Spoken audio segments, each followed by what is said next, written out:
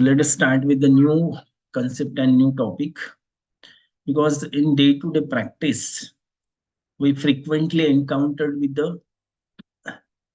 this problem, or the problem of constipation. In general term, the problem of constipation we frequently encountered.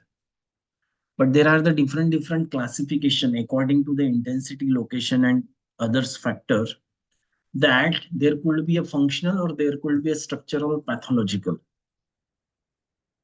because there is always a normality and abnormality. It is said कि जैसे children में, now the today's case is deal with the pediatric age group, that is 11 to 12 years of age. So we are discussing more related to the children. Now in the inborn, the newborn child, infant childs, they pass the loose stool frequently, might be more than 8 times, 10 times, which is according to us, if compare with the adult, then it is not a normal.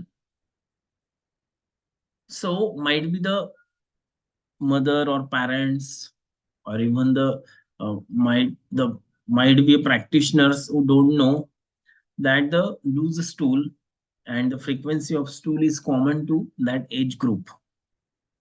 We don't need to give the medicine to stop or to change the pattern of the stool. As the first, the child is on the breastfeeding, liquid diet, and in the initial age group, the frequency of stool is increase, right? But as the age increase, the frequency gets reduce. So we should know the abnormality and abnormality. Even the sleep pattern of the child or newborn or the infant is not a fix, or there is a sleep for the prolonged time, more than 12 hours, more than 18 hours, they sleep. This is the normal for them. Right? In the same respect, we should understand the normality, because when we ask, हम पूछते हैं ना, urine stool, appetite, है ना, craving, aversion,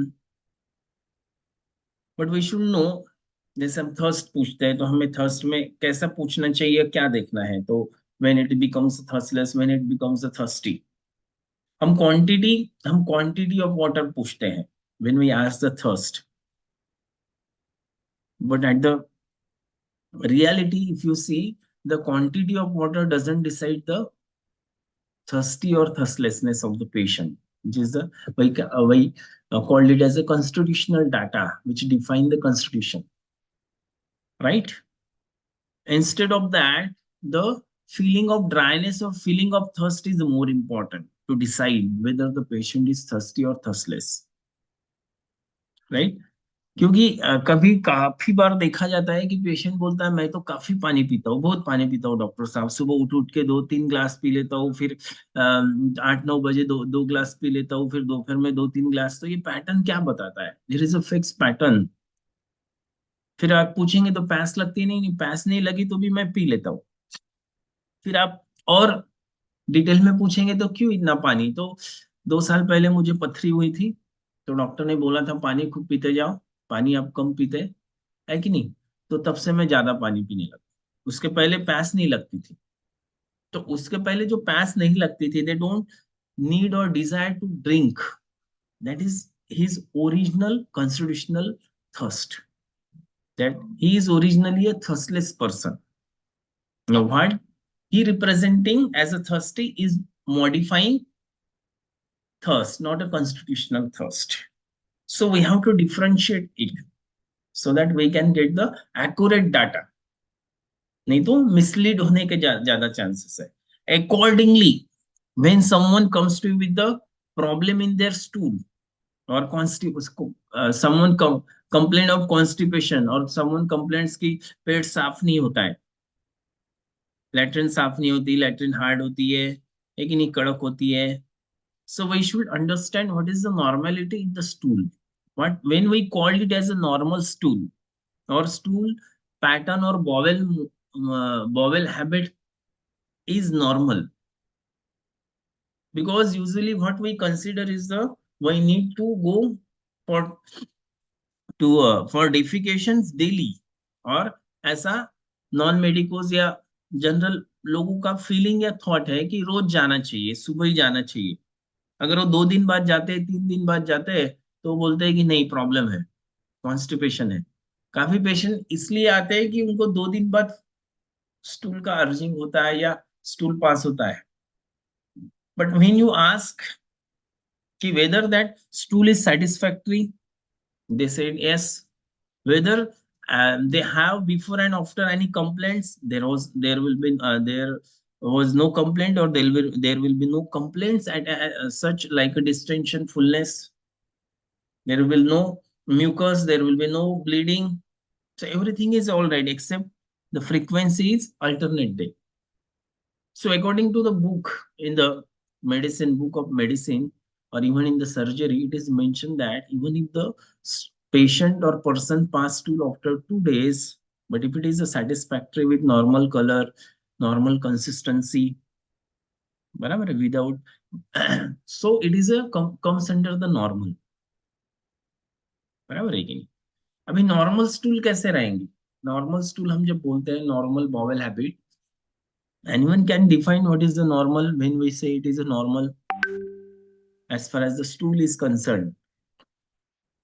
This is applicable even in the urine, because though it is a small things, it is very important. We miss the important things while dealing with such a conditions. So the stool, which is a soft in nature, first most important is the soft in nature, who defecate easily, which defecates easily without much effort, which having the normal yellow color, with having normal pass without efforts, without pain, without straining, having normal color, normal consistency, is the soft, with there is no mucus in the stool, no bleeding, no blood in the stool, and there will be a sense of satisfaction after defecation. So this is the complete understanding of normal bowel habit or normal defecation, बराबर है कि नहीं? क्योंकि हम, क्या होता है ना, काफी बार ऐसे मजेदार थिंग्स होते हैं कि जैसे एक कपल आए थे, और उस मेल पर्सन कुछ कंप्लेंट्स के लिए आया। अभी दैट कंप्लेंट्स में भी related to anorectal, was related to anorectal disease, but when I ask about the stool habit कि बा पोट साफ होते का, या पेट साफ होता है क्या, लैट्रिन जिसमें लैट्रिन साफ होती है क्या, तो ही सेड या यस, साफ होते। अभी वो बोलता है कि लैट्रिन साफ होती है, और तुरंत बाजू में जो उसकी वाइफ बैठी रहती है वो बोलती है कि कुठे साफ होते, अर्धा अर्धा तास तो तुम्ही आतमध्ये बसून राहता। मतलब कहाँ कहाँ साफ होती है? मतलब वो बोल रहा है कि मेरी लैट्रिन साफ होती है, और तुरंत वाइफ बोलती है कि नहीं, आधे आधे घंटे तक तो ये लैट्रिन में ही बैठे रहते हैं। So what is this? बराबर है कि नहीं? So whether the understanding about the normal stool for the person and for the doctor is the different, बराबर है कि नहीं? अभी कोई पर्सन अगर आधे आधे घंटे टॉयलेट में बैठा है ना, तो there could be a different reason, बराबर है। That doesn't means that person is having the constipation, उसको तो कॉन्स्टिपेशन था ही, मतलब उसको स्ट्रेन करना पड़ता था और काफी देर तक वेट करना पड़ता था to evacuate. This is not a normal, this is deviation from the normal definition, बराबर है कि नहीं? So sometimes the accompanied person help us to make the sense or make us realize the problem to the doctors or even to the patient, बराबर है कि नहीं? But few peoples have the habit to read the newspaper or doing some activities in that area, बराबर समझे कि नहीं? कोई newspaper पढ़ता है। So the things is that the ideal job is to do the things whatever you are doing, मतलब आप जो कर रहे हैं आप उसमें ही रहो, you are mentally and physically. If your mind is deviating, that whatever you are doing is not a satisfactory और कंप्लीट. बराबर. तो पेशेंट को भी हमने, अगर किसी को ये हैबिट है कि न्यूज़पेपर लेके जाते हैं या और कोई एक्टिविटी है, तो we have to explain the patient what to be a need to do. बराबर है कि नहीं? This is the very small things but very very important, because the constipation or the problems in the GIT gives rise to a lot of problem. That's why it is called the origin of the diseases. The GIT problem or constipation or indigestion or Baddhakostata is the origin of the different problem. बराबर है. So we have to deal with properly while dealing with such a cases. So हमने क्या देखा है, normal stool कैसे रहती है. So I hope you understood properly normal stool क्या होती है.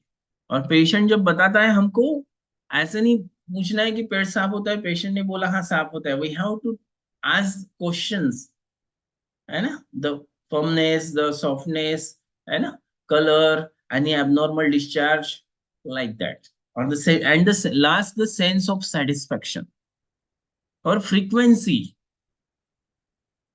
बराबर है. कोई बोलता है हाँ प्रॉब्लम नहीं, पर कितने बार जाते हो? दिन में 4 बार जाता हूँ. क्यों? Because there is a sense of incomplete sensation, incompleteness, unsatisfactoriness, right? So what is the constipation? It is the difficulty in defecation present for more than 1 month, and there is a significant enough to cause distress to the patient. This is applicable in the pediatric age group, also in the adult age group. So there is a difficulty in defecation. There could be a straining, there could be a waiting or waiting for a time to evacuate. And there is a significant distress in the sense of after defecation or whole day, there could be a fullness, there could be a distension of abdomen, eructations, there could be a lot of flatters, sense of indigestion, like this. Now there will be a different pattern of constipation.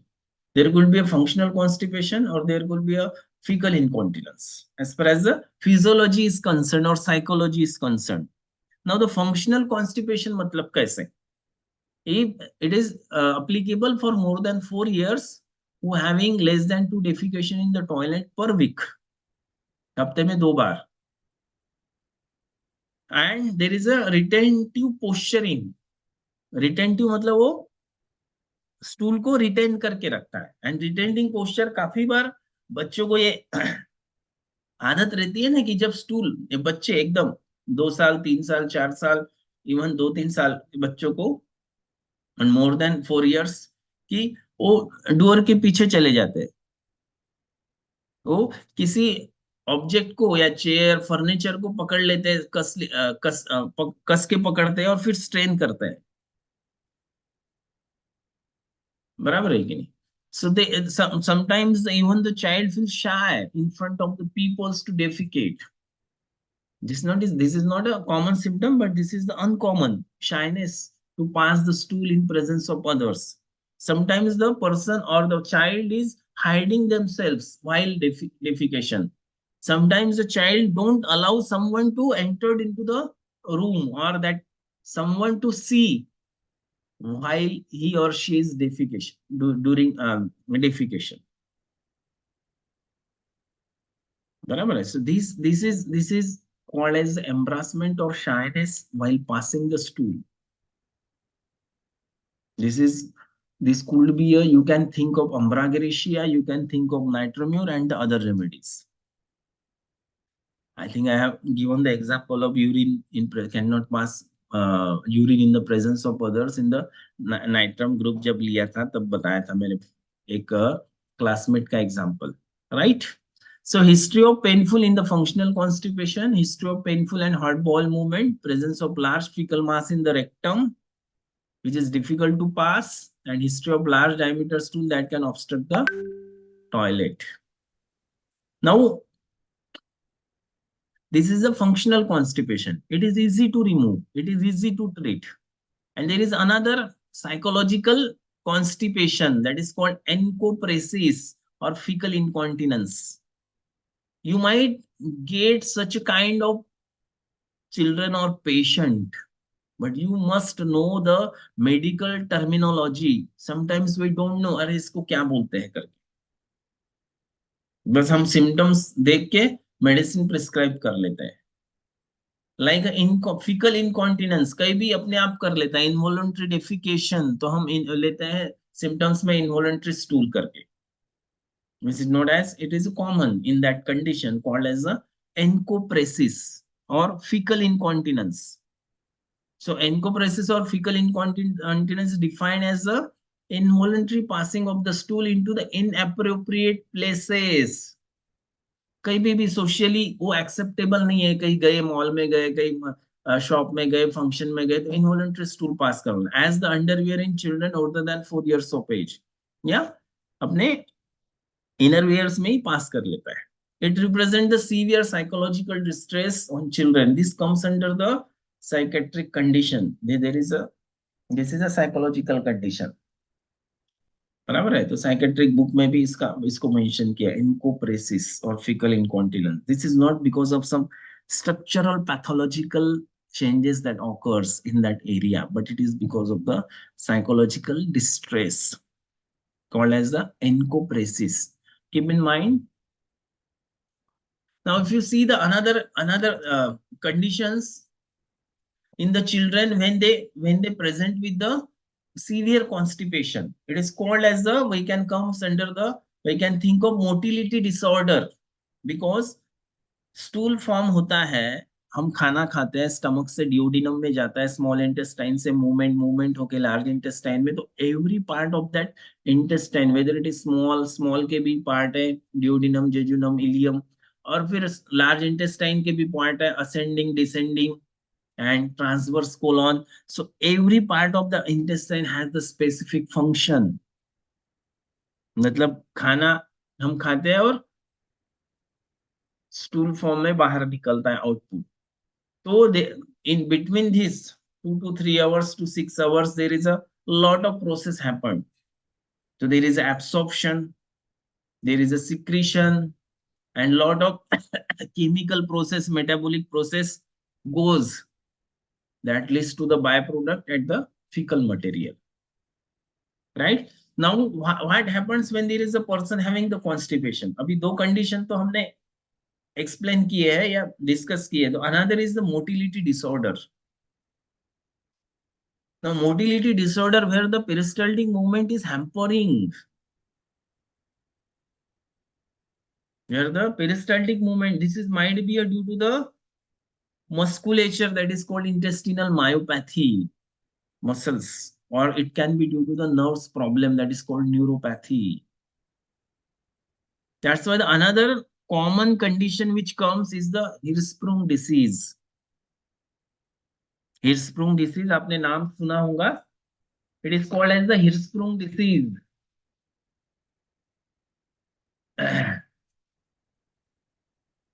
Called as the congenital aganglionic megacolon. Congenital aganglion. Ganglion जो, it is a central nervous system problem. जो ganglion होते हैं, जो central nervous system से connect होते हैं, जिससे peristaltic movement होता है, वो एब्सेंट होते हैं. सो वहां पे पेरिस्टल्टिक मूवमेंट ही नहीं होता है, तो फिकल मटेरियल फॉरवर्ड ही नहीं होते. So there is a large loaded fecal material you can see, or the such a patient complaining of no desire, no urging for stool for long time. अगर urging भी होते, strain करता है, hard stool आता है, there is a lot of problem, especially you can see. And in such a condition, this is congenital, this is not acquired. So patient having the difficulty in passing stool, lot of straining, or there is no urging at all for a long time, even if the parents prescribe or giving him the laxative, there is a improvement, but laxative बंद करने के बाद फिर से वही हो जाता है. And sometimes in this condition the involuntary stool भी पास होती है Hirschsprung disease में. So parents become very under the worry और टेंशन कि ये कैसा. अभी इसको डायग्नोस करने के लिए हमको बायोप्सी करना पड़ता है, वहां का रेक्टम एरिया का रेक्टल एरिया का एक पीस बायोप्सी से small piece and then seen under the microscope to see the presence of ganglion or not, that decide whether the patient having the Hirschsprung disease or not. So I have seen the lot of cases belongs to a Hirschsprung disease, and I have seen and understand that even homeopathic medicine is the best medicine to improve this condition, to improve the this disease also. मतलब इसमें भी हम उसको result दे सकते हैं, Hirschsprung disease में भी, right? Now, as far as the adult is concerned, or the adult and pediatric age group is concerned, this the Love and Bailey has given the some description around about the intestinal obstruction. It is classified into the two types: dynamic obstruction and adynamic obstruction. Try to understand this, because in order to handle the such a cases, we need to understand the pathophysiology, the diagnosis, the examination, the type of investigation we need to do. बराबर है कि नहीं? Because we are dealing in the modern society, modern scenario, modern medical field, where patient is more advanced, patient parents is more advanced. They search into Google and they know the medical terminology, they know the finding, they know the investigation, they know the investigation में क्या आता है. तो ऐसे में अगर आपको ये सब चीजें पता नहीं होंगी, सो इट शुड बी अ, कैसे होगा, क्या बोलेंगे वो, और कैसे असेस करेंगे, फिर पेरेंट्स असेस करते हैं या पेशेंट असेस करता है डॉक्टर. तो हमको we should be a clinically sound. So the dynamic में क्या होता है, in which the peristalsis is working against the mechanical obstruction. यहाँ पे मैकेनिकल ऑब्स्ट्रक्शन रहता है dynamic. There is no structural abnormality as such. It में ऑकर इन एन एक्यूट और chronic form. Faecal material impacted हो जाता है, फीकल मटेरियल, तो पेरिस्टालसिस काम नहीं करता है. There is a dynamic, there is a mechanical obstruction बोलते हैं इसको. और अडायनामिक में मैकेनिकल नहीं, यहाँ पे स्ट्रक्चरल प्रॉब्लम रहेगा, यहाँ पे local structural problem, in which there is no mechanical obstruction but peristalsis is absent or inadequate or poor. Example, you can see this in the paralytic ileus or pseudo obstruction. म्हणजे मतलब peristalsis नहीं रहती है, ऊपर में भी peristalsis absent नहीं रहते, एकदम कम हो जाते हैं, धीरे धीरे कम होता है. So dynamic is the mechanical obstruction, and dynamic is the, like for example, you can see this in the paralytic ileus. Now the causes of dynamic obstruction, मतलब क्या होता है, तो dynamic obstruction होता है. For example, fecal impaction, मतलब fecal से वो जैसे कोई नाली वगैरह होती है ना, तो वहां पे कचरा जमा हो जाता है, तो पानी बहता नहीं है. नाली कुछ टेढ़ी नहीं है, टूटी नहीं है, कुछ नहीं है, पर कचरा अटका हुआ है. So it is a faecal impaction like that in the intestine which cause the obstruction, dynamic obstruction. This is called the intraluminal cause. Cause is again divided into intraluminal, intramural और extramural. तो इंट्रालुमिनल मतलब lumen के अंदर का, lumen का मतलब intramural. तो lumen के अंदर में क्या रहता है, फॉरेन बॉडी हो सकती है, कुछ फिकोलिथ हो सकता है, गॉलस्टोन हो सकता है, इवन वर्म्स हो सकते हैं. वर्म्स का कलेक्शन भी रहा, वर्म्स बच्चों में स्पेशली वर्म्स जमा होते हैं, उसके कारण भी इंटेस्टाइनल ऑब्स्ट्रक्शन डेवलप हो सकता है, राइट. इंट्राम्यूरल मतलब वो वॉल में क्या प्रॉब्लम हो सकता है, तो स्ट्रक्चर फॉर्म हो सकता है, पोस्ट ऑपरेटिव स्ट्रक्चर हो सकता है, पोस्ट इन्फ्लेमेटरी स्ट्रक्चर हो सकता है, मलिग्नेंसी हो सकता है, वॉल में ट्यूमर डेवलप हो सकता है, इंटेस्टिनल वॉल में, राइट. इंटू ससेप्शन हो सकता है. इंटू ससेप्शन मतलब कैसे, इन्वेजिनेशन, मतलब ये इंटेस्टाइन है तो इसमें इन्वेजिनेशन होता है, एक में एक ऐसा इन्वेजिनेट होता है. That is the into. This is very serious condition, need a urgent management. Even the volvulus, even there is a twisting of the intestine, this is the intramural, बराबर. now the extramural, that means outside the intestine, क्या cause रह सकते हैं. so outside band या कहीं दूसरे intestine से adhesion हो सकता है, herniation हो सकता है, that may leads to a intestinal obstruction. hernia में भी inguinal hernia, umbilical hernia, and adynamic में paralytic is ileus and pseudo obstruction where the peristaltic movement is the absent, right. अभी इसमें क्या होता है जब भी पेरिस्टाल्सिस, सॉरी, ऑब्स्ट्रक्शन होता है ना, अभी इसमें भी कंप्लीट एंड इनकम्प्लीट है, पार्शियल ऑब्स्ट्रक्शन है, कंप्लीट ऑब्स्ट्रक्शन है। तो जब ऑब्स्ट्रक्शन होता है एक पार्ट में, whether it is a small intestine और लार्ज इंटेस्टाइन, तो पेरिस्टाल्टिक मूवमेंट बॉडी का डिफेंस है कि पेरिस्टाल्टिक मूवमेंट बढ़ जाती है। जैसे नाली का जो एग्जांपल दिया उसमें नहीं होता है, वो निर्जीव है, पर बॉडी में बहुत स्ट्रॉन्ग मैकेनिज्म होता है कि अगर वहां पे ऑब्स्ट्रक्शन आया तो बॉडी क्या करती है, in order to overcome that obstruction, वो पेरिस्टाल्टिक मूवमेंट अपना बढ़ा देती है, विगरस होता है, विगरस विगरस विगरस। तो मोस्ट ऑफ द टाइम अगर पार्शियल और थोड़ा ऑब्स्ट्रक्शन है तो निकल जाता है, बट अब it is the complete obstruction, तो पेरिस्टाल्टिक मूवमेंट मूवमेंट होते होते वो पेरिस्टालसिस वॉल या इंटेस्टाइनल वॉल बिकम एग्जॉस्ट हो जाती है, और अडायनिया या रिजिड हो जाती है, पैरालिटिक कंडीशन में चली जाती है। तो इनिशियली क्या होता है, इंक्रीज पेरिस्टाल्टिक मूवमेंट, और जो प्रॉक्सिमल पार्ट ऑफ इंटेस्टाइन में कुछ स्टूल रहेंगी तो वो लूज स्टूल होके फ्रीक्वेंट स्टूल होके थोड़ा सा फ्रीक्वेंट स्टूल होता है पेशेंट को, पर आफ्टर दैट उसका पेरिस्टाल्टिक अगर चेक करेंगे स्टेथोस्कोप से, पेरिस्टाल्टिक बॉवेल साउंड बोल देंगे, है ना, बॉवेल साउंड, तो पहले तो इंक्रीज रहेगा, हाइपर पेरिस्टालसिस बोलते हैं उसको, और फिर कुछ समय बाद ये हाइपर पेरिस्टालसिस क्यों होता है, क्योंकि पेरिस्टाल्टिक मूवमेंट विगरसली बढ़ता है in order to overcome that obstruction. Now जब वो थक जाती है, intestinal wall becomes flaccid, become flaccid, तो तब आप बॉवेल साउंड अगर देखेंगे इंटेस्टाइन से तो वो एकदम स्लो और अब्सेंट जैसे दिखेंगे, एकदम स्लो, या एकदम साउंड उसका नहीं के बराबर है। This examination finding is again useful in order to understand the intestinal obstruction.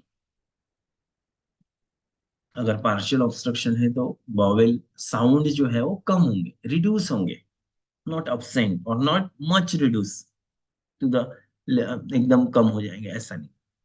तो अभी जब ये होता है ना, तो वहां पे कलेक्शन, पेशेंट खाना या पानी पानी, इसलिए तो एनबीएम रखते हैं जब ऑब्स्ट्रक्शन कभी भी हुआ ना, वेदर इट इज पार्शियल और complete, first most important is NBM रखो। एनबीएम मतलब नन बाय माउथ।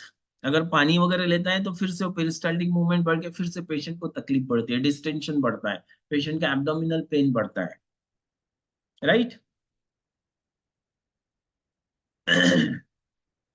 अभी इसमें क्या होता है, गैसेस फॉर्मेशन होता है, जैसे जनरली भी होते हैं, तो गैस निकलती नहीं, और फ्लूइड सिक्रेट होता है इंटेस्टाइन में, तो there is a gases and fluid. That's why when X-ray इसमें जब लेते हैं तो गैस फ्लूइड लेवल, गैसेस दिखते हैं ब्लैक ब्लैक ब्लैक, और फ्लूइड लेवल दिखता है, different level of fluid level दिखता है, which is the significance of intestinal obstruction. मैं आगे आपको फोटो दिखाऊंगा। इसमें डिहाइड्रेशन होने के चांसेस ज्यादा रहते हैं, क्योंकि इनिशियली तो वोमिटिंग होता है, अगर हाई इंटेस्टाइनल ऑब्स्ट्रक्शन है तो अपर पार्ट में, जैसे स्मॉल इंटेस्टाइन में है तो इनिशियली क्या होता है, वोमिटिंग ज्यादा होता है, तो वोमिटिंग अगर हुआ तो डिहाइड्रेशन होता है, इलेक्ट्रोलाइट लॉस होते हैं, बराबर। इसमें क्या कैरेक्टरिस्टिक फीचर्स क्या होते हैं इंटेस्टाइनल ऑब्स्ट्रक्शन, एब्डोमिनल पेन होता है, डिस्टेंशन प्रोग्रेसिव होता है, वोमिटिंग होता है, और एब्सोल्यूट कॉन्स्टिपेशन होता है, absolute constipation. There is no stool pass. Absolute मतलब nothing pass outside. The nature of presentation will be influenced by whether it is complete or incomplete, partial or subacute. क्योंकि complete में तो कुछ भी pass नहीं होता, इवन गैस भी pass नहीं होते। Try to understand this, when there is a complete obstruction there is nothing pass out, even the not a gas. But अगर वो इनकम्प्लीट पार्शियल और सब एक्यूट है तो गैस पास होती है, और समटाइम्स द स्कैंटी स्टूल में भी pass after straining, but there is no desire, stool तो मोस्टली नहीं पास होती है पर गैस पास होती है, that means this is the partial obstruction, right. तो क्लिनिकल फीचर में कैसा है, abdominal pain, distension, vomiting and absolute constipation. Late manifestation dehydration हो सकता है, डिहाइड्रेशन हाइपोवोलेमिक शॉक में जा सकता है पेशेंट, ओलिगुरिया हो सकती है, मतलब यूरिन आउटपुट कम हो जाएगा क्योंकि खाना पीना सब बंद है, शॉक में जा सकता है पेशेंट, पायरेक्सिया मतलब बुखार आता है। Then, if the condition is worsened, that patient may goes into the septicemia. और पेरिटोनिज्म, peritoneal flaccidity that gives rise to, this comes in the after the shock patient worsen, and this is the complication of the intestinal obstruction: shock, hypovolemic shock, septicemia, and peritonism, right? In all cases of suspected intestinal, the hernial orifice must be examined. कभी कभी hernial strangulation होता है, that gives rise to a intestinal obstruction. That's why it is said that, like, you get, if it is the small intestinal obstruction, the picture is different. So investigation, when we have to suggest is the CT scan, MRI इतना जरूरी नहीं होता है. Most primary investigation, if you suspect the intestinal obstruction, is the X-ray, radiography, X-ray. This is sufficient to diagnose. But the X-ray is not in the lying down position, it is upright position. X-ray abdomen standing. This is the choice of investigation in the intestinal obstruction, always. X-ray abdominal standing, if it is the small intestinal bowel obstruction, then you get the multiple air fluid level. You can see this. This is the classical example, classical picture. Multiple air fluid level you can see here in the small first picture. And in the second, if it is the large bowel is obstruct, then fecal material, loaded fecal material, जो black shadow दिखते हैं ना, ये ऐसे normally दिखते नहीं है. अभी नॉर्मली ब्लैक शैडो दिखते हैं, और उसका डायमीटर देखना उसका कम होता है. अभी डायमीटर नॉर्मल कितना होना चाहिए, एबनॉर्मल कितना होना चाहिए, जो एक्सरे में दिखता है, वो भी इंपॉर्टेंट है, वो भी समझना इंपॉर्टेंट है. बराबर. So this is the small bowel obstruction, intestinal obstruction picture X-ray, and second is the large bowel obstruction. ये वो भी इसमें दिया हुआ है कि 3 centimetre up to small bowel में ऑब्स्ट्रक्शन, मतलब स्मॉल बॉवेल में diameter up to less than 3 centimetre होना चाहिए. अगर उसके से ज्यादा हो गया, that means there is obstruction. और इसमें 5 to 6 सेंटीमीटर, 5 सेंटीमीटर, तो उससे ज्यादा हुआ तो फिर वो ऑब्स्ट्रक्शन में जाता है. तो मतलब वो डायमीटर भी समझना जरूरी है in order to understand the diagnosis. अभी ट्रीटमेंट में क्या होता है, पहले बोला ना कि एंसिलरी मेजर्स में फ्लूइड, क्या बोलते हैं कि एनबीएम रखते हैं. फ्लूइड बाय पैरेंटल मतलब आईवी फ्लूइड देना जरूरी है, whether it is, if it is you, मतलब अगर कंप्लीट ऑब्स्ट्रक्शन है और तुम होम्योपैथी दे रहे हो, if you trying homeopathy, then अगर एनबीएम रखते हो तो आईवी फ्लूइड देना जरूरी है. So it is not a any medicine, so you can give the intravenous fluid to replace the hydration and the electrolyte balance. Otherwise, patient may goes into the dehydration and hypovolemic shock. Right? यहाँ पे इसमें दो इसमें है. अगर complete obstruction है तो थोड़ा सा अलग रहेगा. इनकम्प्लीट में एनबीएम रखते हैं, थोड़ा पानी पी सकते हैं, या नहीं दिए तो ज्यादा अच्छा. आईवी फ्लूइड दिए ठीक है, या कुछ देर तक रुक सकते हैं. यहाँ पे if you see the scope of homeopathy in the obstruction, तो complete obstruction में scope काफी minimal है, minimal. 90%, 95% it is difficult. मतलब as per my experience, that may vary according to the homeopath. And in the partial obstruction, it is sure that homeopathy has a good scope in partial, in subacute, or in the partial obstruction, we can say. It is not a complete. बराबर है.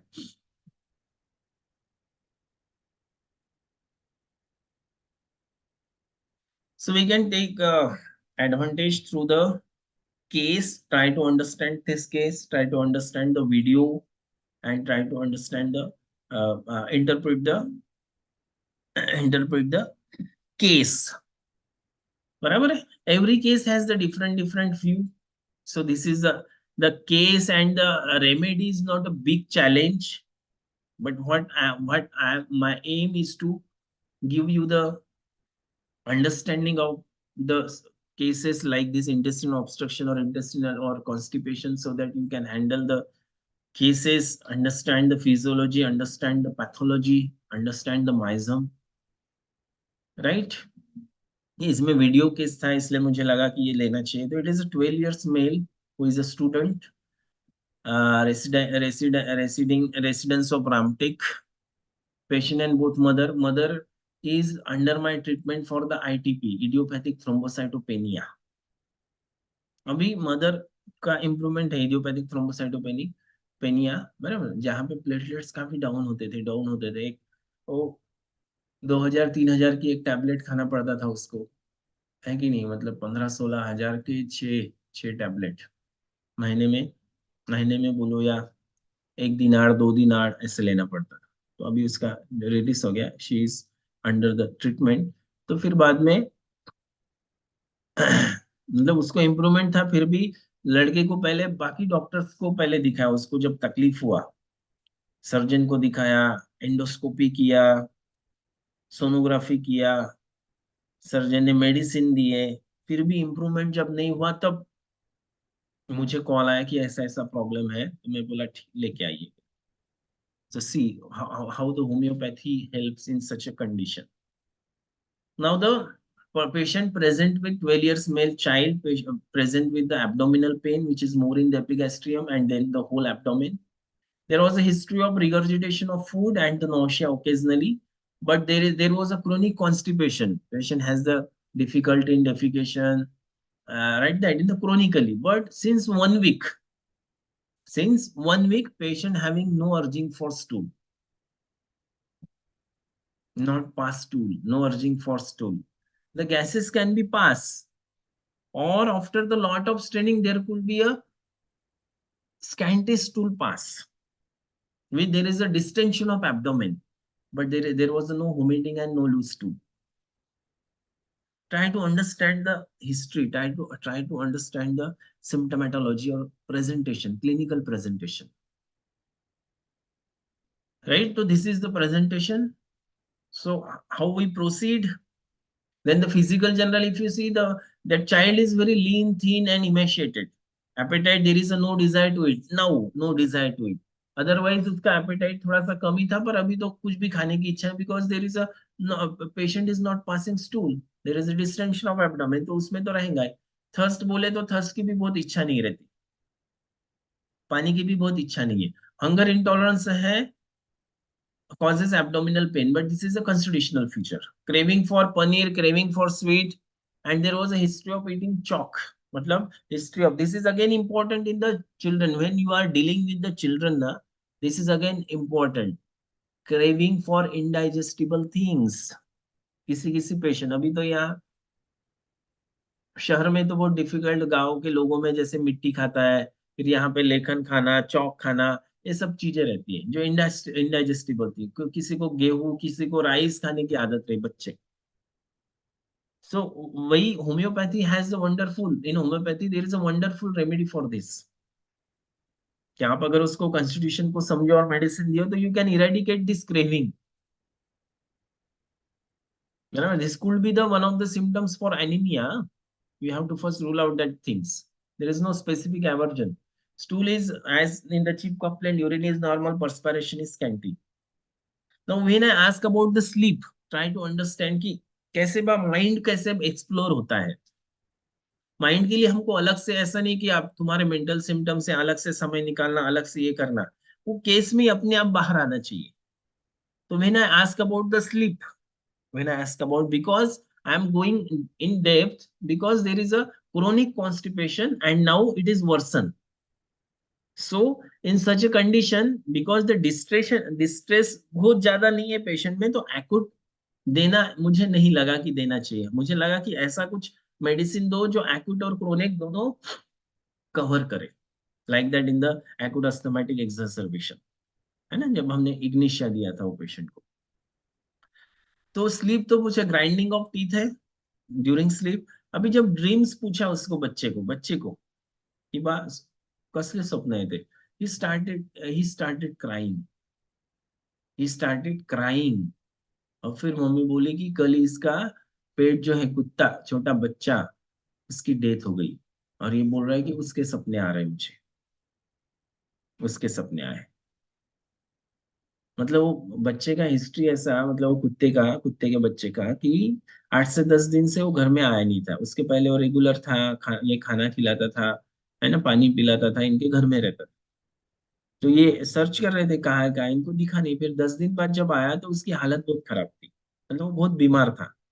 और बीमार बीमार इन्होंने कुछ किए होंगे, medicine दिए या कुछ ट्रीटमेंट किए, पर वो डेथ हो गई 1 दिन पहले। और जब डेथ हो गई तो ये बहुत रोने लगा, बहुत रोने लगा, सुबह शाम दिन भर रोने लगा और बिकम सैड। जब बोल रहा था, जब पूछा मैंने, तब भी रोना शुरू कर दिया। There is a video you can see. तो we have to understand the state of mind. This is called state of mind. Sensitivity देखो, सेंसिटिविटी टू सन हीट है, there is no other sensitivity. Warmth मतलब hot है, rainy weather से leg pain या lower extremity pain होता है। History of allergic rhinitis and phimosis है। Try to understand this. म्हणजे त्याला लागलं असेल कदाचित. दूध वगैरे द्यायला लागलं तर त्या वयाने जास्त मोठा नव्हता तो, 1.5 Is it वर्षाचाच. audible? म्हणजे आमच्याकडे आला तेव्हा अगोदर 2 महिन्याचाच असेल तो. तर त्याला दूध वगैरे द्यायला लागलं तर त्याला चांगलं वाटायला लागलं, तो येत होता आमच्याकडे.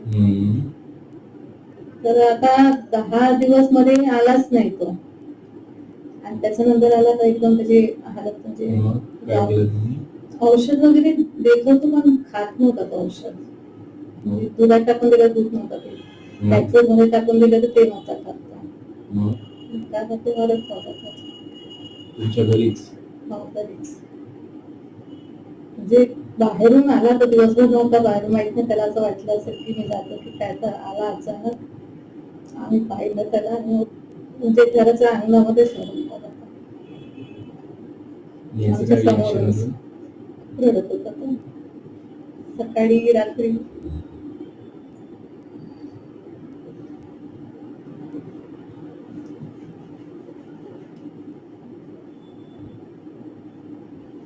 म्हणजे त्याला लागलं असेल कदाचित. वयाने जास्त मोठा नव्हता तो, 1.5 वर्षाचाच. म्हणजे आमच्याकडे आला तेव्हा अगोदर 2 महिने.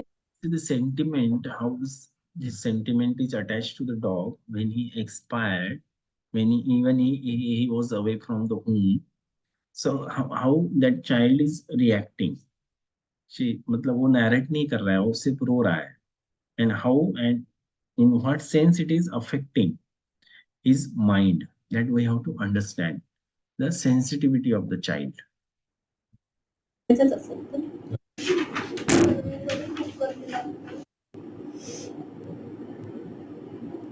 आणखी काही स्वप्न पडते कधी?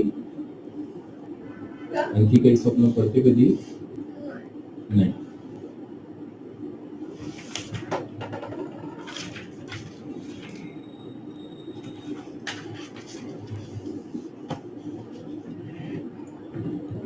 थंडी गर्मी काय सहन नाही होत तुला?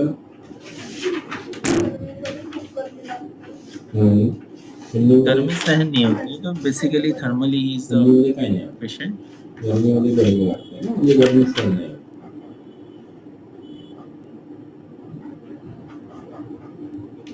काय म्हणते, गर्मीमध्ये असं उन्हात वगैरे फिरलं तर उन्हात चक्कर येते, डोकं वगैरे दुखते का? नाही. असं ढगाळ वातावरण वगैरे असेल तर काही त्रास होते? सहन नाही करत, रडत येऊन जाते. म्हणजे आर्ग्युमेंट नाही करत त्यांच्यासोबत की तुम्हीच तर चोर हे करता म्हणून, असं आर्ग्युमेंट नाही करत, रडत येऊन जाते. आणि घरी म्हणते की मी याच्यानंतर त्यांच्यासोबत खेळणार नाही. 2 दिवसानंतर खेळते वाटल्यास. पण त्याला कसं आहे, आर्ग्यू नाही करत तो, असं की जसं मुलं पोरं असं राहते नाही माझ्याच बरोबर आहे, तसं नाही करत तो, रडत येतो वाटल्यास घरी.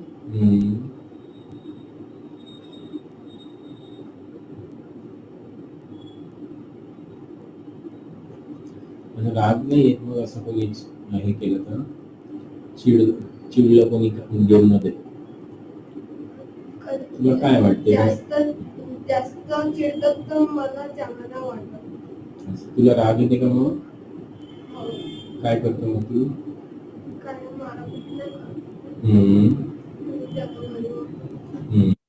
तो एक तो किसी ने कुछ बोला तो वो रो देता है, तो weeping, the reaction to any reprimands criticism is the weeping. Try to understand the reaction of the person or the patient. मतलब वो सिचुएशन में वो कैसे रिएक्ट करता है, वही उसका पर्सनैलिटी है। बराबर, रिएक्ट नहीं करता, वहां से निकल जाएगा या रोलेगा, तो this indicate the has no courage to fight. और उसको अच्छा नहीं लगता है, तो अच्छा नहीं लगता मतलब क्या होता है, तो गुस्सा आता है। और गुस्से में क्या करता है, कुछ बोलता नहीं है, तो गुस्सा अंदर ही रहता है, या गुस्से को बाहर नहीं निकालता है। राइट।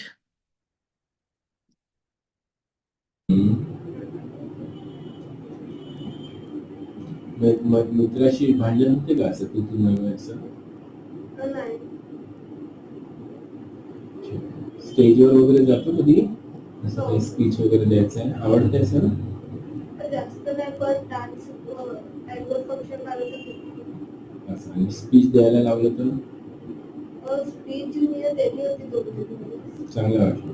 भीती पण वाटते का शिकू? थोडी थोडी भीती वाटते की काही गलत झाला थोडी थोडीच वाटते ना.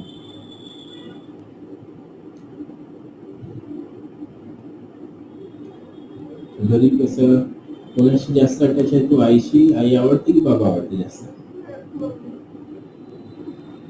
काय म्हणतो पप्पा नाही? रागावते कोण मग जास्त? मम्मीच रागवते. मारते कोण मग? अरे सगळं मम्मीच करते. असं.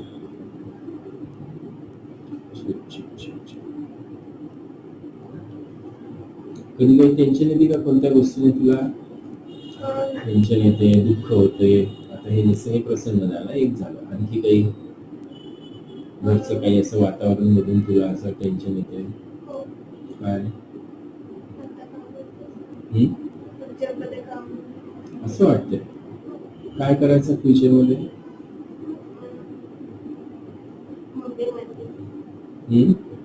काय म्हणते मम्मी?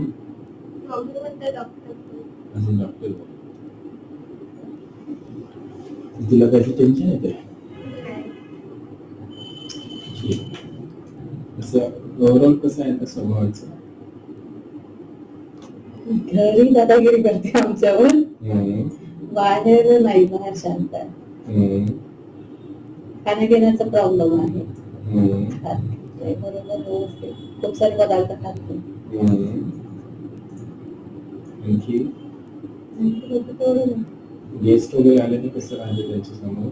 बोलते, नवीन लोकांसोबत वगैरे विचारलं तर बोलते. मिक्स होते का? बोलते जाते? हा, लाजते असं? लाजते, पण म्हणजे विचारलं वगैरे तर बोलते. इतक्यात जास्त कोरोनापासून मोबाईलचं जास्त सुरू आहे. स्वतःहून असं मिक्स होते का की वेळ लागते असं? लागते असं कमी बोलतो ना, मनातलं सांगते का सगळं? शाळेत काय झालं? हो, ते सांगते. So anytime when we are dealing with the child, the frame of question must be different that when we deal with the adult, है ना, even in the old age, the kind of approach might be slightly different. तो हम किसी को भी जैसे हम case को समझने की कोशिश करते हैं, माइंड को समझने की कोशिश करते हैं, तो वो इंसिडेंस कुछ जब होता है तो उसका रिएक्शन कैसे होता है। तो अभी ये इंसिडेंट मोस्ट रिसेंट जो इंसिडेंस था कि डेथ ऑफ द पेट, जिस the very important to understand his mental state, right. Again we should ask the relationship with the other family member में कैसे है, उससे सबके साथ रिलेशन कैसे है, बच्चों के साथ कैसे रहता है, स्कूल में कैसा रहता है, टीचर के साथ कैसा है, फ्रेंड सर्कल में कैसा खेलता है क्या। Again important thing, when the child is there as a patient, always ask the how is the child reaction when the guest comes to home। मतलब जब गेस्ट लोग आते हैं, मेहमान लोग आते हैं घर में, तो इसका रिएक्शन कैसा रहता है, मतलब ये क्या करता है, रिएक्शन मतलब ये क्या करता है। Might be few childrens are, guest आए तो बहुत खुश हो जाते हैं, they like the company of the guest. Even जब जाने लगते हैं तो रोने लगते, गेस्ट जब जाने लगते हैं तो वो रोने लगते हैं बच्चे, या बोलते हैं कि आप जाओ मत यहीं पे रहो, तो उनकी कंपनी, उनके साथ खेलना, वो अगर इनको लाड करते हैं बच्चे को तो उसको अच्छा लगता है। So these are more of extroverted people. They like affection. They are like the caring, like pulsatilla, like a phosphorus, like that that type of remedies. But few people don't like. few people shy, become shy, तो mother के पीछे छुपेंगे. Few people few children need a time to mix. और कुछ तो room में ही रहेंगे. They don't like to talk, don't like to mix. So there are the different way to behave, and that gives rise to a state of understanding of that person or child, right? Again we can ask the children about the hobby. ये तो हम सबको पूछ सकते हैं hobby, जब खाली समय रहता है, जब छुट्टी रहती है तो क्या करते हैं.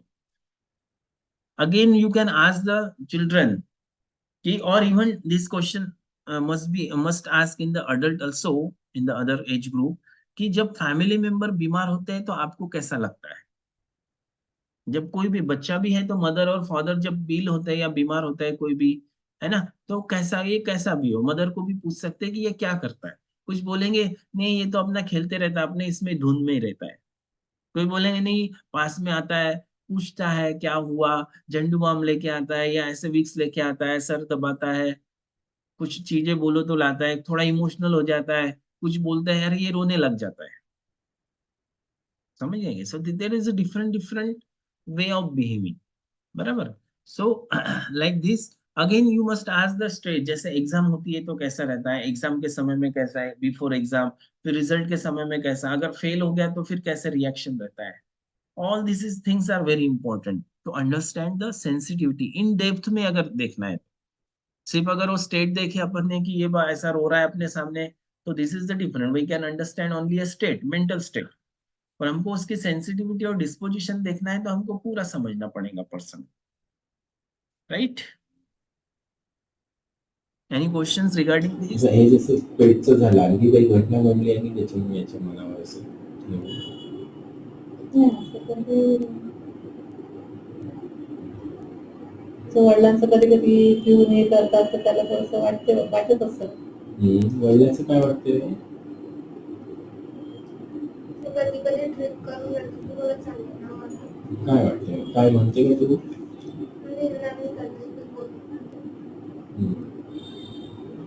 मग राग येते की भीती वाटते.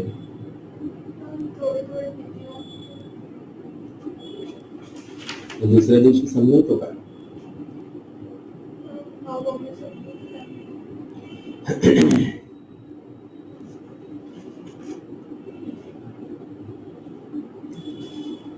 मित्रांमध्ये कसं आहे, बॉसी आहे की नाही. बॉसी नाही. बॉसी नाही. स्टडी स्वतःहून करतो का म्हणावं लागतं. नाही, अभ्यासातच करतो.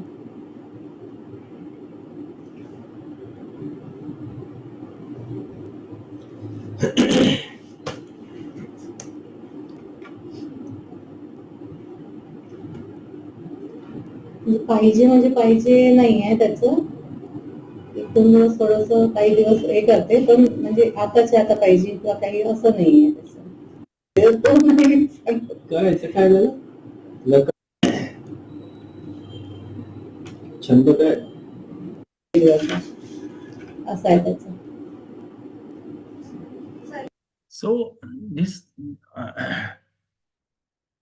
this talking or this presentation is sufficient enough to understand the person and to give the proper simillimum. We can say it is a genetic constitutional simillimum. Right. Life space में कैसा, friends के पूछा, weeping है ना, वो पूछा तो argument नहीं करता है, रिएक्ट नहीं करता है, रोने लगता है, मदर के साथ अटैच है, दादागिरी घर घर में जैसे अच्छा ये करता है, पर बाहर जैसे शांत और शाय रहता है, मतलब शाय रहता है, रिजर्व टाइप का है, फियर अलोन ऑफ बिंग है. फादर अल्कोहलिक है तो उनका अच्छा नहीं लगता उनको, उनके साथ बात नहीं करता, फिर ज्यादा स्टडी में होशियार है और खुद पढ़ाई करता है, जिद्दीपना नहीं है. फिजिकल एग्जामिनेशन में देखेंगे एकदम बच्चा तो लीन थीन जैसे अपीयरेंस है, इमेशिएशन है ना, ऐसा नहीं कि अभी 7 दिन में हुआ है. इट इज एक्चुअल कंस्टिट्यूशन और फिजिकल मेकअप.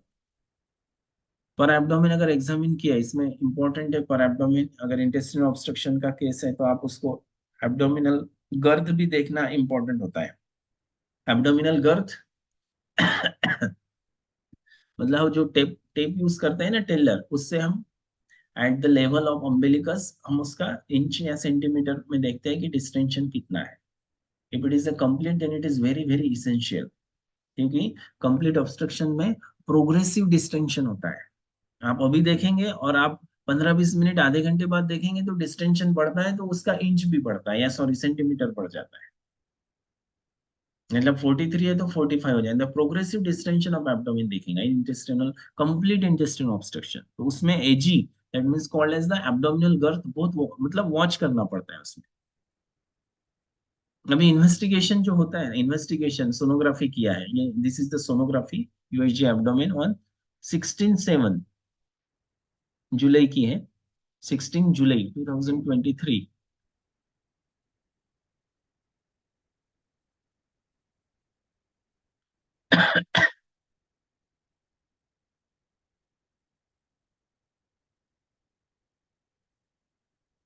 तो इसमें क्या दिया है, ileal and jejunal loops are mildly distended, है ना। Ilial and jejunal loops are mildly distended, noted with maximum diameter is the 1.5 centimeter. Why this is mentioned? This is very important. Why this is mentioned कि एक sonography वाला बोलता है कि 1.5 centimetre है diameter. I have already explained कि जैसे the upper limit of normal diameter of the small bowel is generally accepted as less than 3 centimeter, यहाँ पे 1.5 सेंटीमीटर है। सो इट इज नॉट, मतलब अगर कंप्लीट इंटेस्टाइन ऑब्स्ट्रक्शन तो ये डायमीटर बढ़ते बढ़ते जाता है, तो अभी 1.5 सेंटीमीटर है, so no no need to worry. और लार्ज इंटेस्टाइन का क्या रहता है, 6 centimetre, less than 6 centimetre normal, और अगर उससे ज्यादा बढ़ता है तो फिर ऑब्स्ट्रक्शन कहलाता है। बराबर है, this is keep in mind. Then उन्होंने क्या है ये, इन्होंने अपने सर्जन को भी दिखाया, सर्जन ने मेडिसिन भी दी, शुभम गैस्ट्रोएंटरोलॉजी सेंटर में भी दिखाया। उन्होंने एंडोस्कोपी की किया, it is present with the epigastrium of lower upper abdominal pain, then whole abdomen pain. उनको लगा कि कुछ है, तो ये पेचुलस मतलब थोड़ा सा wide open lower oesophageal sphincter दिखा रहा है, और there is a changes of gastritis दिखा रहा है। But whatever the presentation that patient presenting is not correlate with this finding. Don't just मतलब एक ब्लाइंडली ऐसे इन्वेस्टिगेशन पे ये नहीं करना है कभी भी कि उन्होंने गैस्ट्राइटिस लिखा है तो you diagnose it as a gastritis, but what the presenting complaint is the constipation, not passing stool, no desire to pass the stool, where there is a pain in the whole abdomen, where there is distension of abdomen. So this could be a finding, or this could be a patient may present with this and then land up into that। बराबर है। तो जब surgeon और इसके पास गया और उनको relief नहीं मिला, देन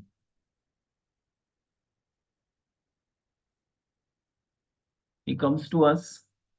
ये है इनका सर्जन का जैसे साहित्य पाटिल।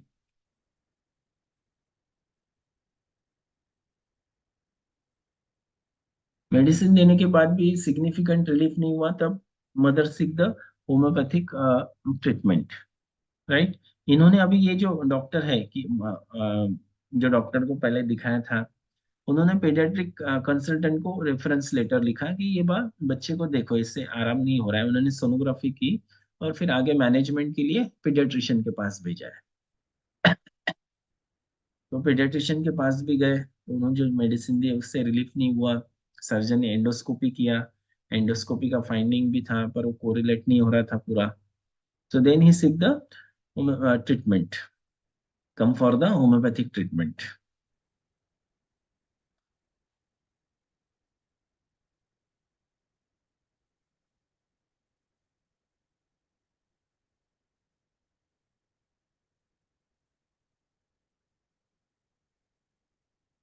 तो I have done the instead of x-ray, usually x-ray पर वो कंप्लीट ऑब्स्ट्रक्शन नहीं लगे, बहुत जो सीवियर होता है उसमें एक्सरे फाइंडिंग पॉजिटिव आता है। तो in spite of doing the X-ray because the USG was already done, I advise them to do the CT scan.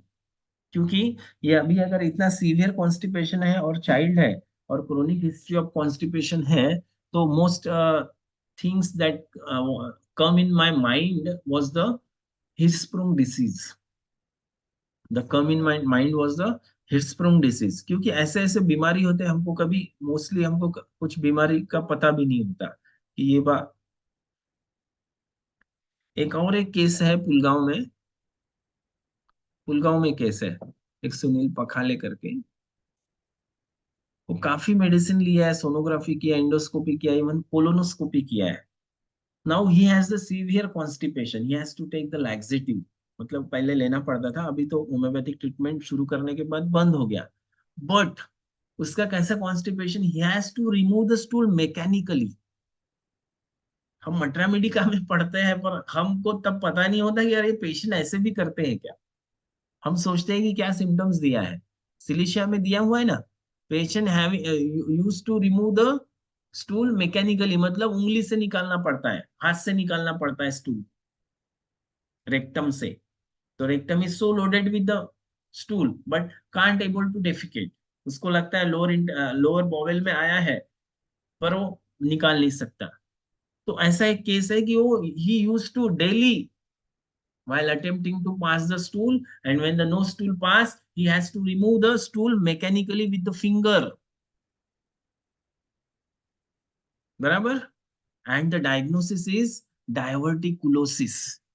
Diverticulosis of the large bowel or large intestine. Diverticulosis. Diverticulosis means way out. जैसे herniation होता है ना, intestine में भी herniation होता है, तो उसमें peristaltic movement hamper हो जाती है, तो present with the severe constipation.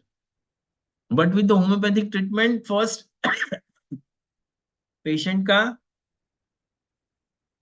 Patient का पहले तो लैक्सेटिव बंद हो गया, and now after 3 to 4 month, क्योंकि पेशेंट को बहुत बड़ा डाउट था, सर होगा क्या, हर बार पूछता था कि सर होगा क्या सच में, सर होगा क्या ठीक।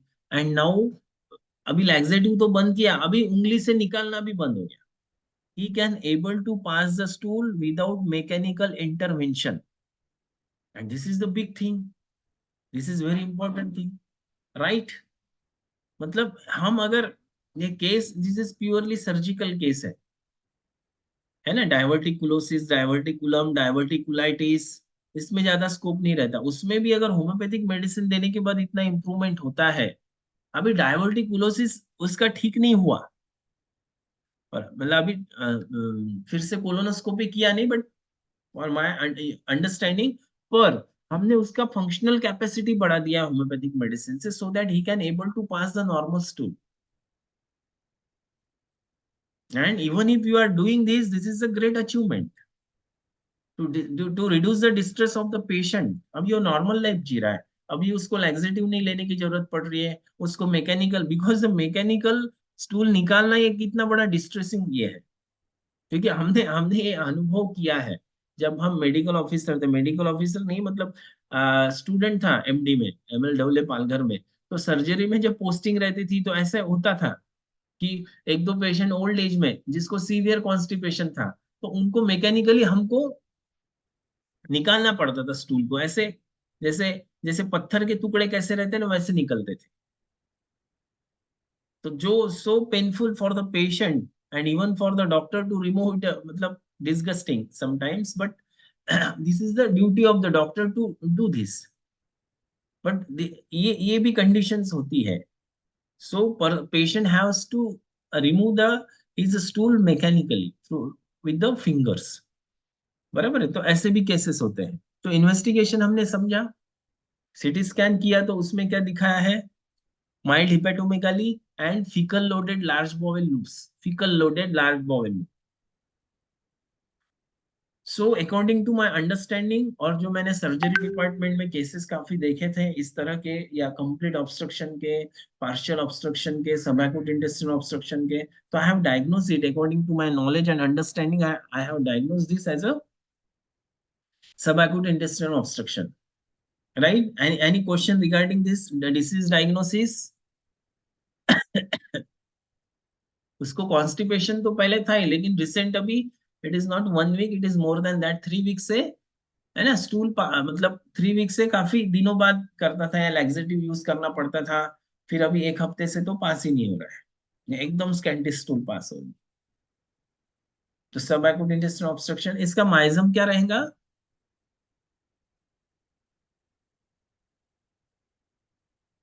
Anyone please share their understanding about the miasm. मैंने डायग्नोसिस तो बता दिया है, क्या डिफरेंशियल डायग्नोसिस हो सकता है? Hirschsprung disease most important, psychological तो नहीं है, Hirschsprung disease most important, functional constipation, ileus paralytic ileus हो सकता है, इंटेस्टिनल माइजम ऑब्स्ट्रक्शन। साइकोसिफिलिटिक हो हाँ, सकता है। माइजम साइकोसिफिलिटिक हो सकता है। Miasm sycosyphilitic, syphilis, why syphilis and why sycosis? Sir वो अगर एक ज्यादा ऑब्स्ट्रक्शन हुआ तो वो सेप्सिस में भी जा सकते हैं, इसलिए। तो जा सकता है ना, गया नहीं है ना। In order to understand the miasm we have to stick with the present pathology. अभी पैथोलॉजी क्या है कि नो डिजायर एक है ना, no desire to pass the stool एक है, और लोडेड स्टूल है, मतलब इम्पैक्शन है, बराबर है कि नहीं? अभी अगर कॉन्स्टिपेशन है तो कॉन्स्टिपेशन का माइजम अगर देखेंगे दैट मीन्स रिटेन स्टूल, वो प्योरली साइकोसिस है। पर अगर डिजायर नहीं है, अर्जिंग नहीं है, तो वो साइकोसिस टू सिफिलिस के तरफ जा रहा है, बट नॉट फ्रैंक सिफिलिस। पर अगर कंप्लीट कंप्लीट इंटेस्टिनल ऑब्स्ट्रक्शन है, जहां पे उसका पेरिस्टाल्टिक मूवमेंट बंद हो गया है, और there is no urging at all, even no gas pass, that condition is the syphilitic, and this condition is the predominantly psychotic and going to syphilis. So it is a psychosyphilis but predominantly a psychosis, बराबर, क्योंकि ये इतना intense नहीं है। अगर scanty stool भी pass नहीं होता, सिर्फ गैस पास होती, तो मोर ऑफ साइकोसिफिलिक ज्यादा मुझे लगता, बराबर, but still it is a, we can say it is a sycosyphilis. So if it is a psychosyphilis, मैंने psychosis ही लिखा है। If it is psychosyphilis, we need a syphilitic symptoms to understand or to crack this crack this case or solve this case. तो case analysis क्या है, बताएंगा कोई? Case analysis में हमको क्या सिम्टम्स लेना है टोटलिटी में, और कौन से बेसिस पे मेडिसिन देना है? जो दिख रहा है, जो हमने प्रेजेंटेशन है, जो वीडियो देखा है, उसमें से सोरिक क्या है, सेंसिटिविटी क्या है, साइकोटिक सिम्टम क्या है, और सिफिलिटिक सिम्टम क्या है?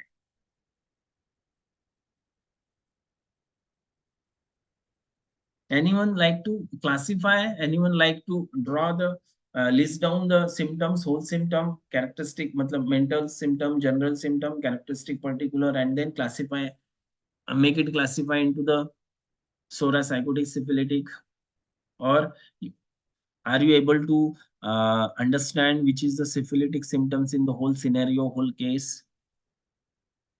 क्या हो सकता है बताइए?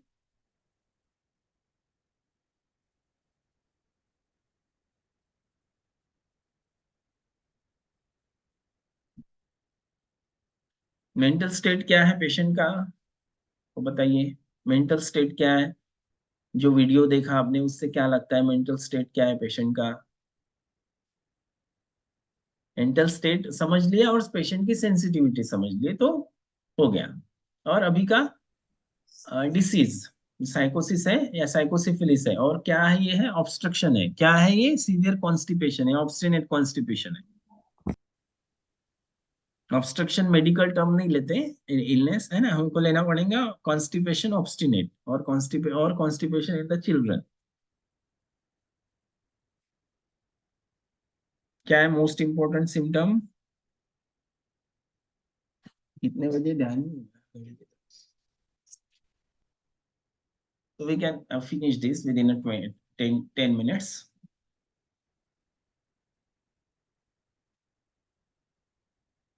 बताइए जल्दी, इसमें सब मोस्ट इंपॉर्टेंट क्या है? जब केस चलते रहता है ना, आप थोड़ा सा पेन और कॉपी अपने पास रखिए, और कुछ से पॉइंट जो इंपॉर्टेंट रखते हैं उसको नोट डाउन कीजिए, तभी तो आपको समझेगा ना। नहीं तो आप, हम कितने भी सेशंस ले लो, आपने सेशन लेने के बाद ये मैं क्यों इतना एफर्ट्स, या हम केस को प्रेजेंट कर रहे हैं, एक्सप्लेन कर रहे हैं, क्योंकि हर केस में आपको, हर केस से उस लर्निंग हो, फायदा हो, ताकि आप अपने प्रैक्टिस में उसको इम्प्लीमेंट करें। हो सकता है कि इसके पहले नहीं आया होगा, या आया भी होगा तो आपने लिया नहीं केस को, आप सोचते होंगे अरे सर्जन के पास से आया, अरे बाप रे 2-3 डॉक्टर को दिखा के आया, इतने लेक्सेटिव लिया फिर भी पेशेंट को, तो मैं क्या करूंगी, या होम्योपैथी क्या करेगा? But don't underestimate yourself and even to the homoeopathy, बराबर है कि नहीं? ये स्कोप बहुत है, इसमें स्कोप बहुत है, श्योर स्कोप है। बट हमको वो पैथोफिजियोलॉजी समझना जरूरी है। वर्स्ट हो रहा है तो क्यों होगा, कैसे होगा, कॉम्प्लिकेशन क्या हो सकते हैं, ये पहले समझना या पता होना जरूरी है। क्या है मेंटल स्टेट, क्या है सिफिलिटिक, क्या है नहीं भी सिफिलिटिक, या टोटलिटी बता दीजिए। ठीक है, टोटलिटी क्या है?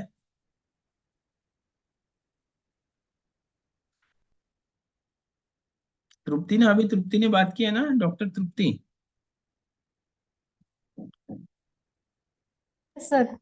हाँ बताओ ना टोटलिटी। जो है, जो लगता है, डोंट डोंट हेजिटेट, मतलब ऐसा ये मत की बात सही रहेगा गलत रहेगा, सही रहेगा। सब सब साथ, सब जितने भी बाकी लोग सब ऐसे हैं। अभी मैं सीनियर प्रैक्टिशनर हूँ, है कि नहीं, आप जूनियर प्रैक्टिशनर हैं, तो देयर कुड बी डिफरेंस। हम जब इवॉल्व होते हैं तो step by step he evolve होते हैं, कोई एकदम से सब समझ में नहीं आता किसी को। और अभी मैं तो ये भी बोल रहा, अभी भी ये सेशन लेके मैं सीख ही रहा हूँ, क्योंकि सेशन जब लेते हैं थोड़ा बहुत तो पढ़ना पड़ता है। ऐसा नहीं कि बस उठ के सेशन ले लो, प्रेजेंटेशन बनाना पड़ता है, समय देना पड़ता है, नहीं क्या? बुक्स पढ़ने पड़ते हैं एक्स्ट्रा, और एक्स्ट्रा नॉलेज उसमें ऐड होता है। क्या है टोटलिटी, क्या इंपॉर्टेंट सिम्टम लग रहा है पूरे केस में जिससे आप मेडिसिन दे सके?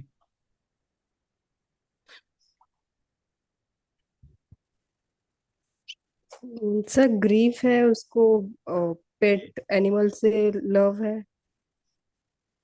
एनिमल्स के लिए लव है, लव से ज्यादा लव तो है, तो अटैचमेंट इतना था अटैचमेंट, हाँ। कि जो डिटैच हो गया तो वो कितना, मतलब सेंसिटिविटी उसकी समझ रही कि वो ग्रिप में चले गया, इतना रो रहा है, क्यों चले गया, रात में सपने आ रहे हैं, है ना, दिन भर रोता रहा, तो it is a grief. Okay, और दूसरा, और जल्दी बताओ जल्दी।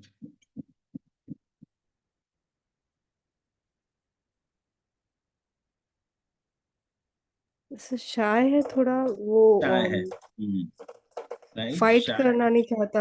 हाइड नहीं करता, तो शाय के पहले टिमिड है, टिमिड, डरपोक जैसे बोलेंगे, या करेज नहीं है उसको फेस करने का सिचुएशन को, बराबर है ना, तो बैकफुट ले लेता है, रन कर लेता है, घर पे आ जाता है ना। तो this is a timid, timidity, इसको बोलते हैं timidity with their is a shyness.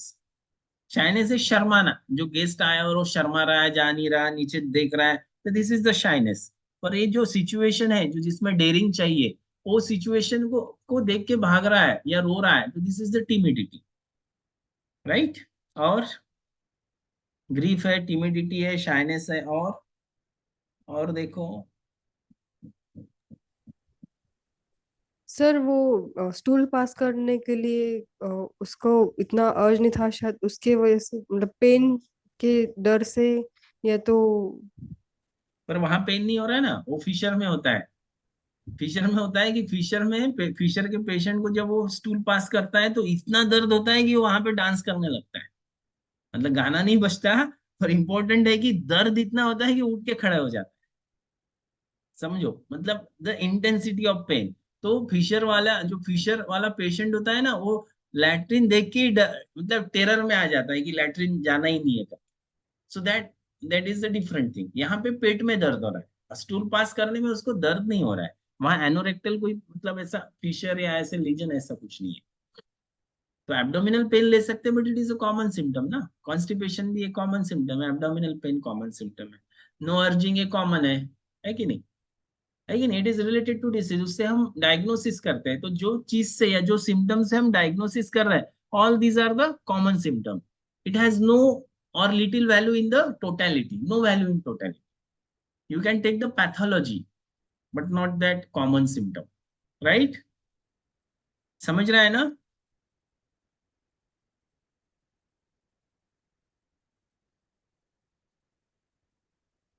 Anything else? Physical देखो, जनरल देखो, जरूरी नहीं है माइंड ही देखना है, जरूरी भी नहीं है कि मेंटल सिफिलिटी ही देखना है, फिजिकल सिफिलिटिक भी होते हैं, समझ गए कि नहीं? और देखो ना क्या है, थर्स्ट क्या है, ये क्या ना, हंगर इंटॉलरेंस था, हंगर इंटॉलरेंस। बाद में यहाँ पे ये नहीं, सन हिट से उसको गिडी ने चक्कर आते हैं, पर बाद में मैंने कंफर्म किया, तो जब थोड़ा डेप्थ में पूछा तो जैसे ये प्रेयर के लिए धूप में खड़े रहो, ये तो चक्कर आते हैं और सर दर्द शुरू हो जाता है, तो सन से हेडेक भी स्टार्ट होता है इसका। हंगर इंटॉलरेंस काफी है जो मेंशन किया है। और उसका फिजिकल मेकअप देखो ना, लीन थीन इमेशिएटेड था, पहले तो खाना खाता था, अभी कम हो गई भूख। तो emaciation is also a syphilitic symptom, try to understand. जहां पे भी दिखे आपको, जिस पेशेंट में दिखे emaciation, take it because it is a syphilitic symptom, emaciation, loss of flesh. So grief elements from very sensitive and emotional person, timid, reserved, shy, weeping easily, and at the general level patient is hot and thirstless, emaciation, sun heat aggravation, and constipation in children, or constipation, obstinate constipation. So ये remedy क्या आएंगी? अभी चलो remedy बता दो, इतना बताया मैंने।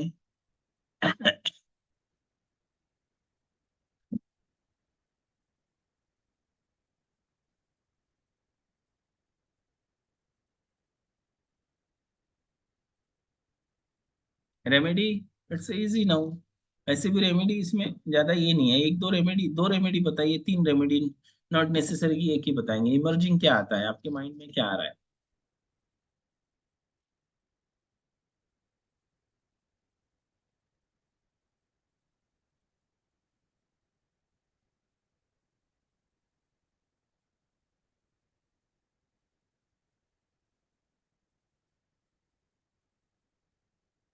So when we repertorize this case, so there is a grief, timid, shyness, emaciation, which is very important. Sun aggravation very important. Extremity pain भी जो नाइट एग्रावेशन है ना, इसलिए मैंने उसको सिफिलिटिक है। Any pain which is aggravated at night, और bony pain which is aggravated at night, this is growing pain बोलते हैं बच्चों में, which is aggravated at night, this is comes under the syphilis, that's why taken. Obstinate constipation, तो lycopodium calcarea nitrum, even the pulsatilla you can think of. अभी इतने सारे medicine आए, क्या कैसे देना, क्या देना? हॉट है।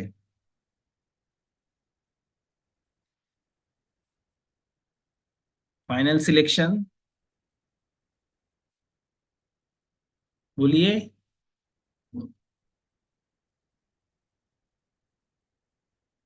संडे, संडे का प्रभाव ज्यादा पड़ता है ऐसे लगता है मुझे, संडे में सब रिलैक्स हो जाते हैं, तो माइंड भी शायद रिलैक्स होता है ना, तो हम उसको एग्जर्ट करना नहीं चाहते। There is no other option for me to conduct this session, मतलब सैटरडे या और फ्राइडे, फ्राइडे किसी और का रहता है, तो फ्राइडे भी नहीं ले सकते। So according to me lycopodium होता है, होगा। If you see the children's materia medica, मतलब आपको अगर मटरा मेडिका समझना है, स्पेशली चिल्ड्रन का कि कैसा माइंड है क्या है, तो बॉर्लैंड, चिल्ड्रन ट्राइब्स बॉर्लैंड करके है, doctor Borland, children types doctor Borland, Borland, Borland. मैं, मेरे पास सॉफ्ट कॉपी है, मैं ग्रुप में सेंड कर दूंगा, तो वो पढ़ना। बाकी ये मटरा मेडिका तो काम के है, तो उसमें काफी अच्छे से दिया। तो लाइकोपोडियम ये, जैसे उन्होंने बोला कि बाहर दादागिरी, सॉरी घर में दादागिरी, बाहर थोड़ा टीमिड रहता है, और ये स्ट्रेंज, तो एक ही वो लाइकोपोडियम काफी अच्छा मैच होता है। पर अगर देखेंगे तो ग्रीफ की सेंसिटिविटी, किसी का डेथ होने के बाद, सेपरेशन होने के बाद, दूर जाने के बाद, या ऐसा, तो जो सेंसिटिविटी है वो मैच लाइकोपोडियम में नहीं होती। And then sensitivity to heat और sun heat is very important, and the emaciation. अगर ये तीनों चीज का अगर हमको कलेक्टिवली हम सोचे, पेशेंट की sensitivity, mental state, and emaciation, sensitivity to sun headache and constipation. अभी कॉन्स्टिपेशन कितना रिजर्व पेशेंट है ना, कॉन्स्टिपेशन मोस्टली, कॉन्स्टिपेशन किसे होता है? कॉन्स्टिपेशन का डायनामिक क्या है? कॉन्स्टिपेशन मतलब retaining the stool, retaining the fecal material, or retaining that thing which is useless, or retaining in our body which is useless, which is waste product, which is, which has to evacuate from the body, otherwise ये toxin हो जाएगा। तो dynamically और psychodynamically, if you see the psychodynamic of constipation, here the person or child, whatever it may be, is retaining their emotions, they are the reserved type, they don't show their emotions, but they, at the same time, they are very sensitive, they are retain their emotions, their feelings, not share, तो ये reserve kind के रहते हैं। बराबर है क्या? So this is the psychodynamic of the constipation, even the severe constipation. है ना? So the most probable pulsatilla में भी ये सन सेंसिटिविटी इमेसेशन नहीं आता है, वीपिंग है, पर गुस्सा भी उसको है, गुस्सा ये नहीं करता, माइल्ड नहीं है, ऐसा शाय है पर माइल्ड नहीं। सो द लास्ट कलकिरिया का अगर कॉन्स्टिट्यूशन देखेंगे तो चिली रहेगा, थोड़ा सा हेल्दी फैटी, है ना, ग्लैंडुलर अफेक्शन ज्यादा रहेंगे, इसको टॉन्सिल्स के अफेक्शन ज्यादा रहेंगे, टीम मतलब उसको स्ट्रेंथ कम रहेगा कुछ काम करने का, लेजी रहेगा, इंडोलेंस रहेगा, बराबर है कि नहीं? मटेरियल थिंग से ज्यादा ये रहता है, इतना सेंसिटिविटी नहीं रहता, इमोशनलिटी इतना प्रीडोमिनेंट नहीं रहता, मटेरियल थिंग से ज्यादा अटैच रहता है calcarea, right? So the last is the natrum mur, so the remedy prescribe is natrum mur. तो 9 तारीख को नाइट्रम्यूर 200 TDS, क्योंकि ये इंटेस्टिनल ऑब्स्ट्रक्शन का केस है तो मल्टीपल डोज देना जरूरी है। जस्ट इट इज कॉन्स्टिपेशन होता है तो इसको सिंगल डोज भी दे सकते थे, पर इसको मल्टीपल डोज, और द मदर इज वेरी कि भी अभी क्या करना है, कौन सा टेस्ट करना है और कैसे रिलीफ मिलेगा इसको। तो TDS दिया नाइट्रम्यूर और 3 आवरली B6 दिया, मतलब SL 1 वीक के लिए। अभी बीच में कॉल आ गया, 9 तारीख को दिया, 14 तारीख को कॉल आया, मतलब 4-5 दिन बाद कि उसको थोड़ा सा बुखार जैसे लग रहा है और सर्दी हुई। Now, when after in constitutional medicine, when after genetic constitutional simillimum, if such a symptoms comes like a fever, like a coryza, that's जिसमें this is a good sign, ऐसे है ना, according to the Hering's law। And मैंने पूछा कि stool का कैसा है, तो स्टूल इंप्रूव है बोले, तो स्टूल इंप्रूव है, कोराइजा है और फीवरिश फीलिंग है, तो wait and watch, don't hurry to give the medicine for this local और कैकुट सिम्टम, अदरवाइज आप गड़बड़ कर देंगे। तो 20 दिन बाद, मतलब 10 दिन बाद जब आएंगे तो आए तो ठीक है बोले, कुछ मेडिसिन लेने की जरूरत नहीं पड़ी, अभी एब्डोमिनल पेन नहीं है, स्टूल सॉफ्ट हो रहा है और स्टेन करने की भी जरूरत नहीं पड़ी। देखो 10 दिन में, क्योंकि ये सब एक्यूट इंटेस्टाइनल ऑब्स्ट्रक्शन है, इसको within a short period of time ही आराम होना चाहिए, ऐसा नहीं कि बस स्टूल हो नहीं रही, स्टूल पास नहीं, तो 2-3 दिन में या दूसरे दिन ही पेशेंट को स्टूल पास होगी। सो this is the wonder of homeopathy. Abdominal pain भी चलेगा, अभी स्ट्रेन भी नहीं करना पड़ता, इजीली होती है, सॉफ्ट हो गई है। उसके फिर 8-9 को फिर उसको क्योंकि ये रामटेक से आते थे तो उन्होंने बोला कि अभी तो पेशेंट ठीक है, तो 1 महीने की मेडिसिन दे दो। तो मैंने बोला कि ठीक है, अगर बीच में तकलीफ होती है तो बताइए, क्योंकि 1 महीने का तो अभी, क्योंकि अभी जस्ट 10 दिन हो गए, पेशेंट को आराम है, तो 15 दिन का जनरली देना चाहिए, पर 1 महीने का लग गए। तो वही है कि 15 दिन बाद फिर से फोन आया कि थोड़ा सा स्टूल अनसेटिस्फैक्ट्री हो रहा है, पूरा साफ नहीं हो रहा है बच्चे का।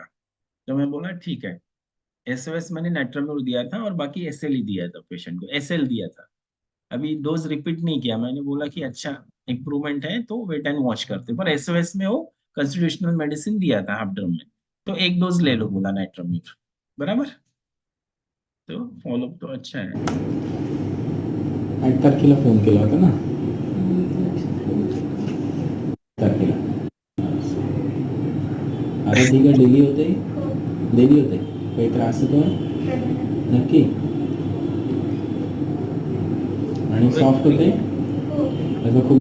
अभी जैसे डेली स्टूल हो रहा है, कोई पेन नहीं है, कोई स्ट्रेनिंग नहीं है, कुछ नहीं है, तो patient is now you can see the cheerful. और उसका ये भी देखना है कि जो ग्रीफ है उससे बाहर आया कि नहीं, अगर आपका मेडिसिन सही है तो उससे भी बाहर आना जरूरी है, नींद आना जरूरी है, then all this criteria must be fulfilled, तभी आप बोलेंगे कि वह इम्प्रूवमेंट है करके। फिर 18-9 को आया तो नाइट्रोम्यूर ड्रॉप स्टार्ट दिया, क्योंकि बीच में SL दिया था तो उसको थोड़ा स्लाइटली सिम्टम दिखे, इसलिए मैं अभी 2-3 डोज इसको रिपीट करना चाहता हूँ, तो एक ही डोज दिया, तो पेशेंट डेली स्टूल हो रहा है, एकदम इम्प्रूव है। 22-10 को आया, मतलब अपन ने 7-8 से शुरू किया मेडिसिन, 8वें अगस्त से शुरू किए, 9वां महीना गया, 10वां महीना 22-10, no abdominal pains, to regular sleep, normal appetite normal, यहाँ पे भी 1 डोज दिया था 22-10, अभी यहाँ पे भी 1 डोज दिया। फिर 26-11 को पेशेंट आया, कुछ भी सिम्टम्स नहीं थे,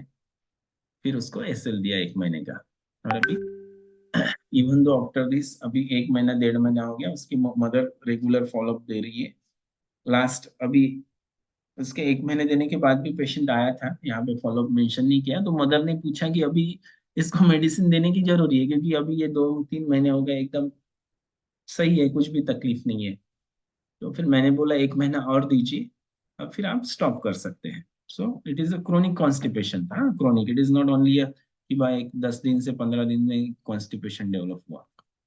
सो this is the way that we can handle the each and every cases with respective of the pathology. मतलब पैथोलॉजी समझना इम्पोर्टेंट है और स्कोप को भी समझना इम्पोर्टेंट है। अगर कंप्लीट ऑब्स्ट्रक्शन का केस आता तो मैं, अगर आता है तो मैं उसको मेडिसिन जरूर देता, but there should be a period बाउंडेशन कि 2 घंटे में पेशेंट को आराम होना ही है या 3 घंटे में आराम होना ही है। अगर इसमें नहीं हुआ तो रेफर द पेशेंट, क्योंकि this is critical. There is a normality and abnormality, इसको समझना है, बराबर है कि नहीं? हमको ये समझना है कैसे ये केस अगर है तो अप्रोच कैसे बाकी है। जैसे मोस्ट ऑफ केसेस में नो अर्जिंग है, इंटेस्टाइन पैरालिसिस, तो OPM, OPM is the remedy, which bryonia is the remedy, natrum mur is the remedy, natrum group में आ सकता है। काफी सारे मेडिसिन हम सोच सकते हैं according to the totality of symptom.